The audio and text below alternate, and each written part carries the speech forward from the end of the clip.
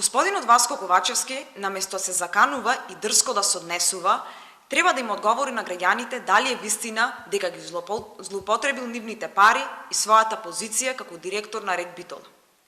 Во оваа прилика само да подсетиме дека согласно кривичната пријава, доставена од страна на Министерството за внатрешни работи, директорот Васко Ковачевски и потесното раководство на РЕК Битола сториле кривични дела: злоупотреба на службена положба и овластување и изнуда од правно лице, за што Министерството за внатрешни работи извести деновиве. За конкретниот случај, од страна на одделот за организиран криминал, доставен е поднесок до основното јавно обвинителство, кој треба да даде насоки за целосно расчистување на овој случај.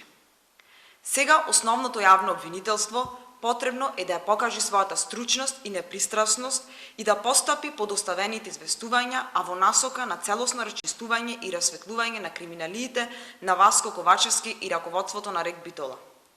Вистината, почитувани граѓани, мора да излезе на виделина, а конечно правото и правдата да се воспостават како основни принципи во функционирањето на нашата држава.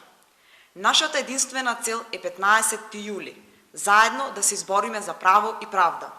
Корупцијата и рекетот на оваа власт ќе бидат казнети и ќе бидат минато.